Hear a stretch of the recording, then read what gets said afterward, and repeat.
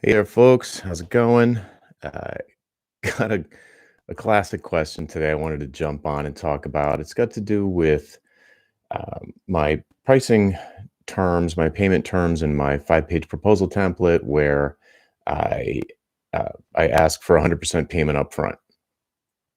If you haven't heard about that idea of asking for 100% upfront, you can go to jonathanstark.com/100, 100, and you can read about that whole thing.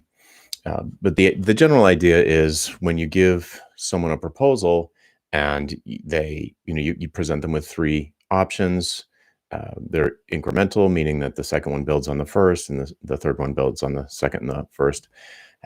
You can give a price for each one. They can pick the price, and then you can say, and payment is due 100% upfront to schedule the work in my calendar. And a lot of people are surprised by that ask. It seems pretty forward, but the idea is that you want to ask for something that you're willing to negotiate down other than the price. So by asking something sort of shocking, by like, I want $50,000 paid up front to do this project, uh, then the client can come to you and say, well, I don't know about this 100% upfront thing. What if we do something different? And then that's fine. You can negotiate different payment terms. And in that article that I just mentioned, I talk about the different ways that you can negotiate that. But the idea is to give you something to concede so that you can meet them in the middle on something other than the price. So if your prices are at least in the ballpark, they're going to be distracted by the 100% upfront payment terms and probably get into a conversation about that instead of like, oh, we'd like option two, but for the price of option one. Okay. There's some pretty common types of pushback that you'll get. Those are all listed in the article at /100.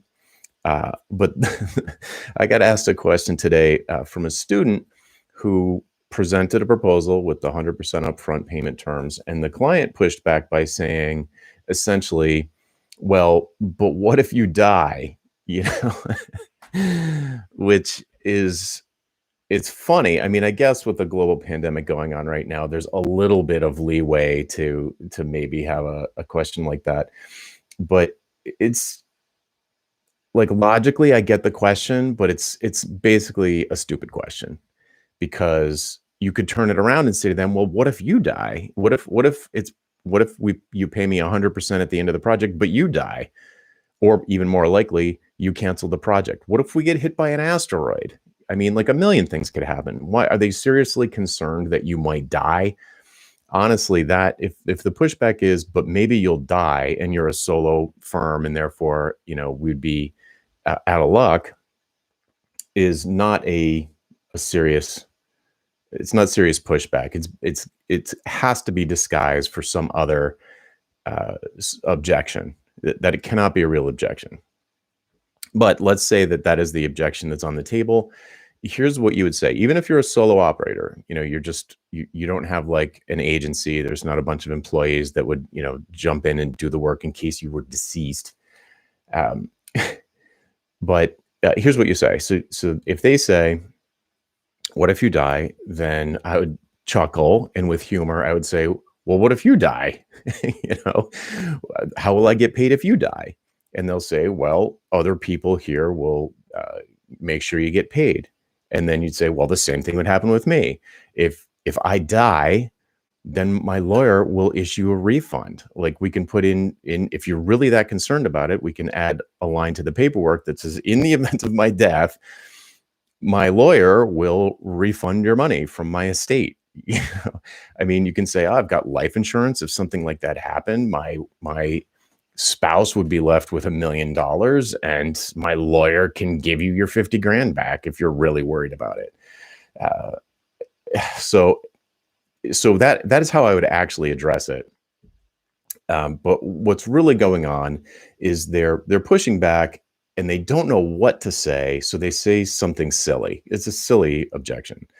Uh, even if you're a giant agency and had tons of employees, there would still be a major problem if you kick the bucket.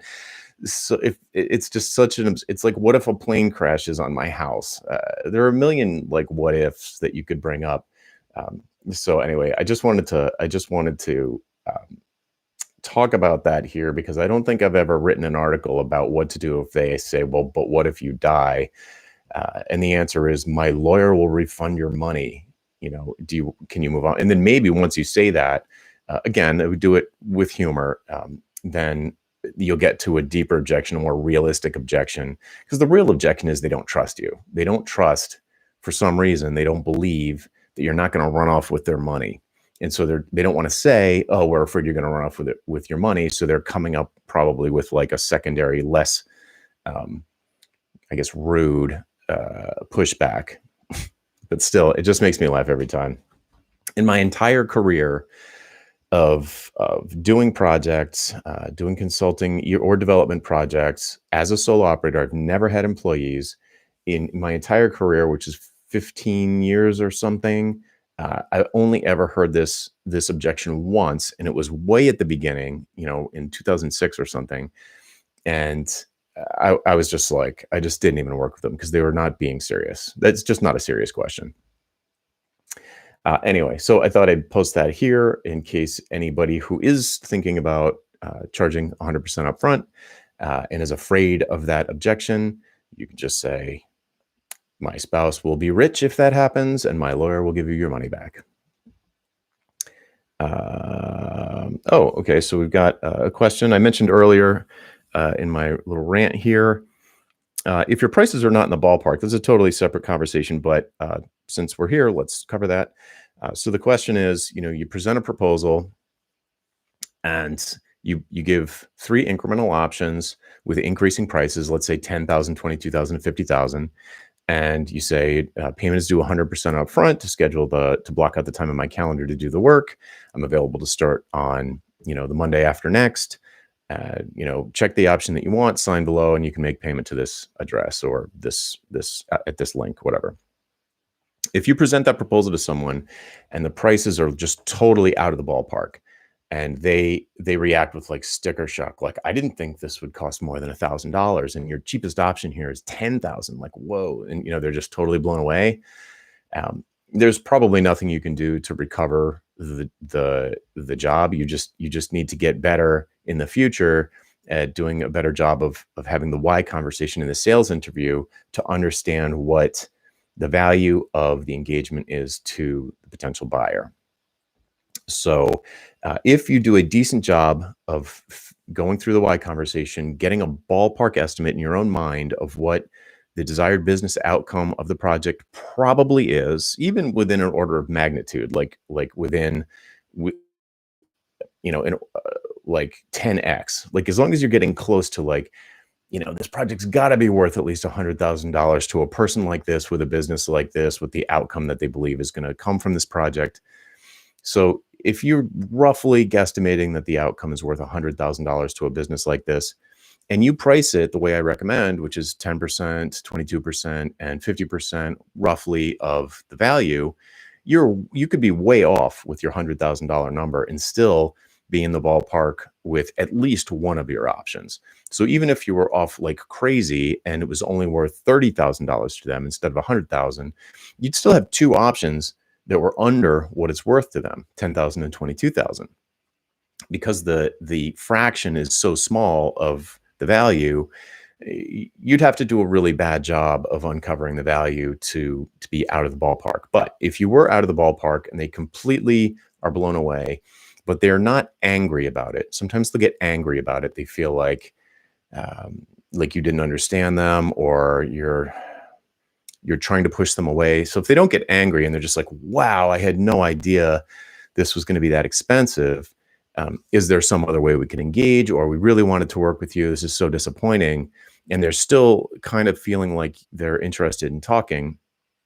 Then you could reopen the conversation and basically start all over again and say, well, wow, I mean, I don't know how I misunderstood so much. I mean, I thought that my understanding was that by me making these changes to your checkout process, you believed that it would increase conversions by 50%, which would net out to $100,000 a year. So it seems like a $10,000 at the low end would be a really reasonable investment for that kind of thing. And if they were like, No, it's not like that. The way we're looking at it is some other way. You know, we don't care about conversions. We're more interested in market share, and we don't believe that this is actually going to increase our market share that much. It's more of a moonshot experiment, R&D, something like that. Then you'll be like, okay, they're focused on a different outcome than I thought. So what's the new outcome? What is it worth to them to have somebody help them, or have you help them move closer to that outcome? What do you believe you can contribute to it? And just redo the numbers. So if it turns out what they really wanted isn't what you thought, and something much lower value, and it's only worth $10,000, then give them, you know, you could probably just negotiate with them on the fly and just be like, well, I can do this for 3,500. You want to try that? And they'll say, yeah. But if you wanted to give them a whole new proposal, you could say, all right, well, if the value in your head, the value to them is only $10,000, that's the maximum they want to pay. Then you could give them three options like, you know, 1,000, 2,200, and 5,000, and then just adjust scope so that you'd be happy to accept any one of those numbers to do the thing that is going to help achieve the goal.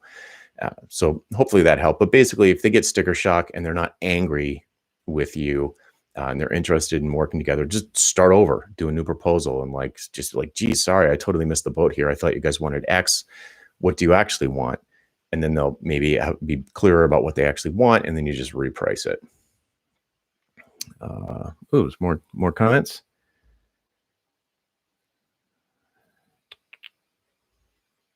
Oh, here's a good question. What's the best way to reach you when you're not streaming?